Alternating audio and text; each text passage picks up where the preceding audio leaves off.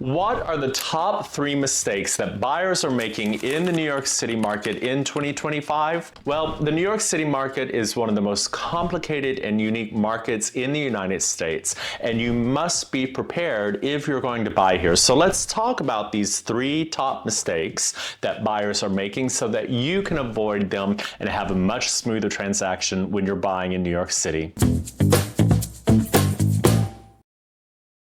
I'm Dewey Moss. I'm your New York City real estate resource. Please take a moment to like, subscribe, and hit that notification button so that you can remain up to date on all things New York City real estate. And let's get started. So as I mentioned, New York City is a very complicated and unique market, and it takes a while to understand all the ins and outs. And in fact, even the most seasoned of buyers from other markets come here and are very surprised to find out all of these rules that we have in New York City. So it behooves you to really understand these rules, get a head start, understand what you're buying into in New York City so that you can have a much smoother transaction. So let's talk about these top 3 mistakes that buyers usually make. The first mistake is trying to treat New York City like any other market in the US. Now, I mentioned this earlier, but it's very important. You must understand that New York City has a completely different structure, not only on the building side, but also on the financial criteria side. So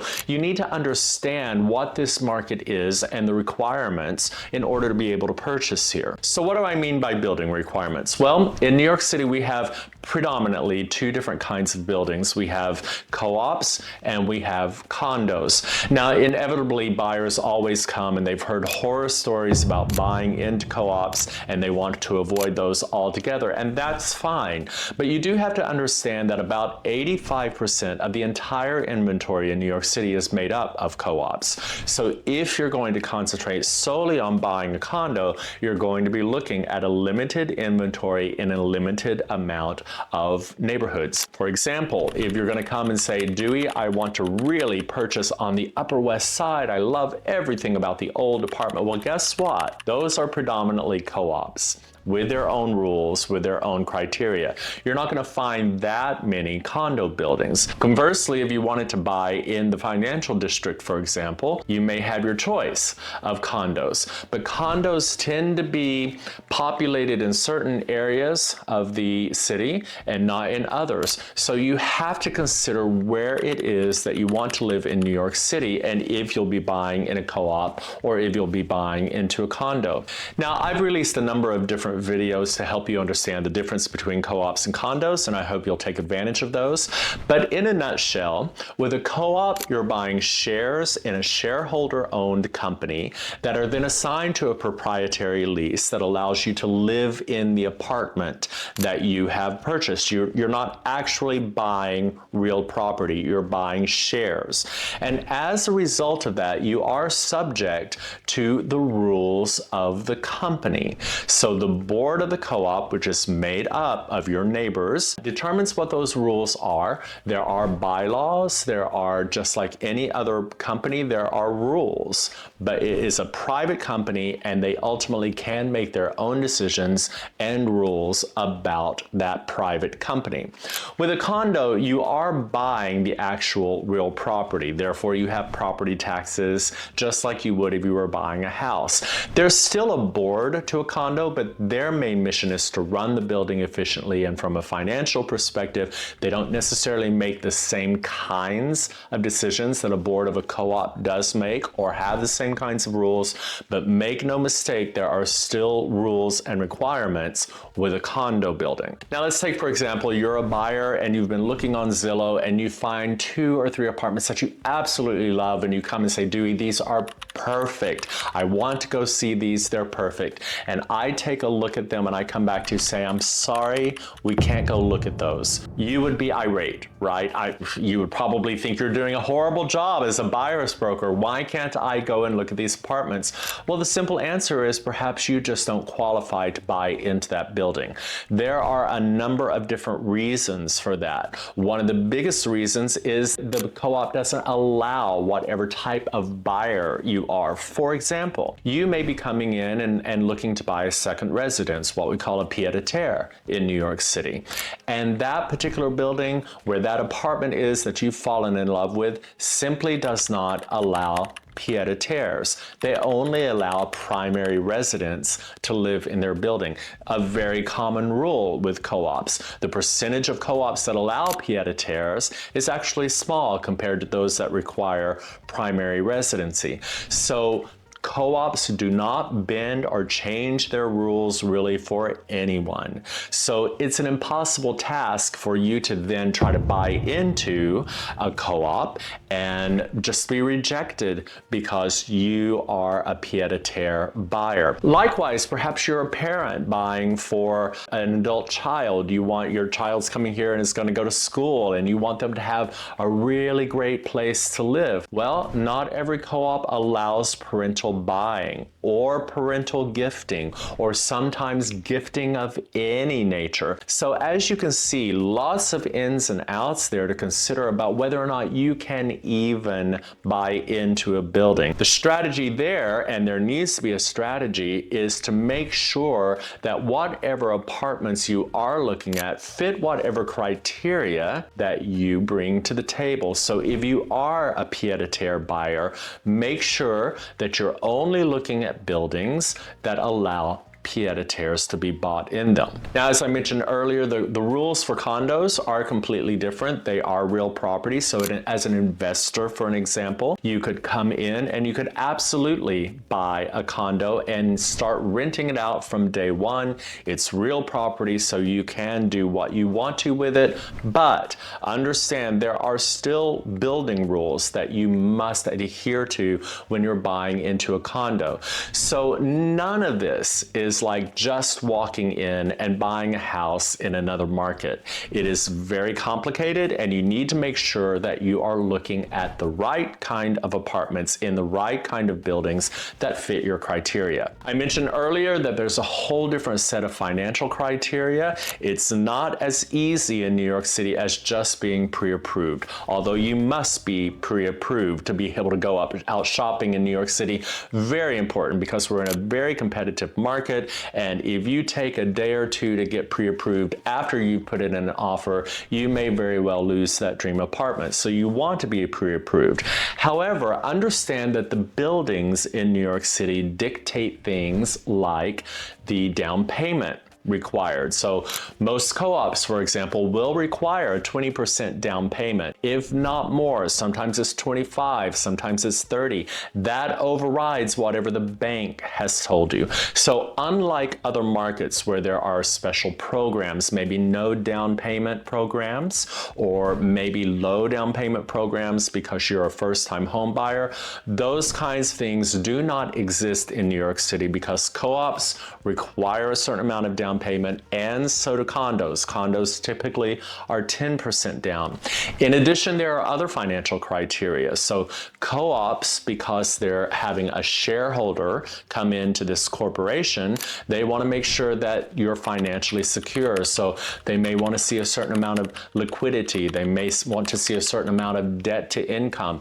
And if you have other assets, such as other properties, that may very well get in the way of the criteria that they have set forth. It is not uncommon for people of very high net worth value to come in and be rejected by a co-op simply because they don't meet the kinds of criteria and qualifications that the co-op has set forth. So as you can see, once again, very complicated with all these ins and outs. So first off, you need to have adjusted your mindset that you're walking into a very unique and complicated market, and you must get some professional help. That's one of my best pieces of advice. If it's not me, it should be, but if it's not me, you should find someone to help you, because it is this complicated, and you want to make sure that you're doing everything correct along the way to ensure that you have a smooth transaction, or quite frankly, not wasting your time if you don't qualify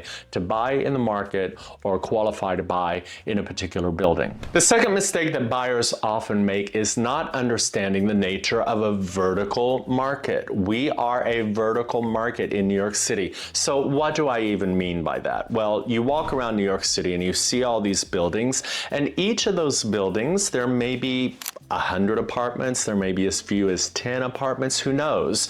But all of those apartments in that building are the neighborhood. That is the neighborhood. So think about your neighborhood, and perhaps there are 200 houses in that neighborhood. Well, we may have one building with 200 apartments in it. That is the neighborhood. That is what everything is priced against. You can have building A sitting right by building B, and a one bedroom in building A is going to be a completely different price than building B. You cannot expect those two to match, especially with co-ops and their rules, because oftentimes the boards are dictating the value of the shares, and they won't let the value of an apartment go much lower than a certain price. So you may have a condo building sitting next to a co-op building, and those markets, the vertical markets, are two different markets. So we always get a lot of questions of say, hey, Dewey, I want to spend $1 million on an apartment. Well, this one bedroom is $850,000. The same size bedroom in this building next to it is 1.1. Why? Well, many different reasons, but it's probably because, to start with, that in that building, that's the price that the one bedrooms are going for. Now, building A and building B may have a completely different set of amenities to offer, so your lifestyle would be very different between building A and building B. Also, just within the same building, you're looking at price differentials the higher you go. So in other words, we value height in New York City. So if you are comparing two apartments, two very similar one bedrooms, or perhaps the exact same one bedroom, there's been no renovations, everything's exactly the same, but one is on floor 10 and one is on floor 19. 19 is going to fetch a premium price because it's on a higher floor. Now that has a lot to do with noise level the higher you go. It also has to do with presumably views the higher you go. And that is where you can make some interesting decisions about a buyer. Do you really need the 19th floor view? Is the view that different? Lots of ins and outs there on understanding the vertical market. Also, vertical markets dictate the kinds of offer that you can make. So, for example, if you're looking at a building, you may determine that the negotiability rate in that building has only been 3% off from listing price, but the neighborhood on the whole is maybe 6%. Again, you have to look at what's going on in the building. You cannot expect to purchase into that building at a 10% discount because everything in that building is going at a 3% discount from listing. You must take the individual building into account, treat that like the entire neighborhood, get your agent to do comps in the building. Secondarily, if there are no comps in the building, then we start looking at the neighborhood at large. But understanding what a vertical market is and understanding how to use that to your advantage is key to a successful transaction in New York City. And finally, the top mistake that I would say any buyer makes coming into New York City is going directly to the selling agent for the transaction. Now, I know that this sounds like a pitch. I myself have been both a buyer's broker and a seller's broker and have a very healthy business on both sides. But in New York City, you are in one of the most competitive markets in the world. And as a result, it is taken very seriously that the seller's responsibility, the selling agent's responsibility, is to the seller. Their fiduciary responsibility is to the seller. They do not owe the buyer anything. Why is that important? Because you're going to have several levels of financial criteria to get through. You're going to have a very large board application attached to co-ops. You're also going to have a board application attached to condos. The difference is with a co-op, the board can actually reject you for giving no reason as to why they're rejecting you. But oftentimes it has something to do with what is in that board application. Now, when I talk about board applications, I'm not talking about a 3 or 4 page form. I am talking about a board package that could be over 1,000 pages. It is basically a mortgage application on steroids with lots of different parts, with lots of reference letters, all of your financial bank statements, exposing all of your assets and proving all of that. So you need someone who's going to help you through all of that, who is an expert in helping buyers so that they can get all that buttoned up and give everyone the best chance of saying yes to you.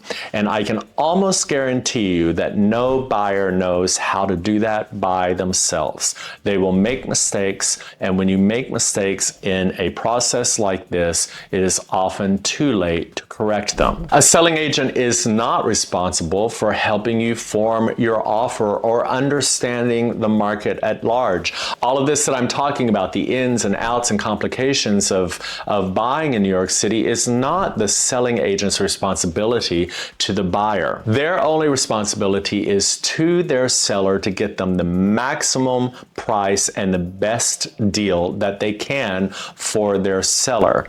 In New York City, I really do liken this to going into court and being self-represented and knowing nothing about law. Or maybe you do know a bit about law, but it's not the kind of law that it takes to succeed in this particular case. It will be to your advantage to hire someone to work with you and to make sure that it will be to your advantage to use a buyer's broker in New York City, but you must find someone good. And I advise you to change your mindset about what a buyer's broker is in New York City, because it is an immense amount of guidance and consultation on the buyer side. So best way to guarantee a smooth transaction is to have someone representing the buyer side and someone representing the seller side. And in New York City, about 95% of all the transactions take place with someone representing each side. It is smoother that way, and it's another step in hopefully guaranteeing that you're going to be able to buy your dream home in New York City. So there it is. I hope that is helpful. Work on avoiding these mistakes, and hopefully it will be a step to helping guarantee that you're going to have a smoother transaction and get that dream home that you've always wanted in New York City. Again, I'm Dewey Moss. I'm your New York City real estate resource. Please take a moment to like, subscribe, and hit that notification button so that you can stay up to date on all things New York City real estate. Please take a moment to look at all the information below so that you can get in touch with me. I would love to help you find your dream home in New York City, and I'll talk to you next time.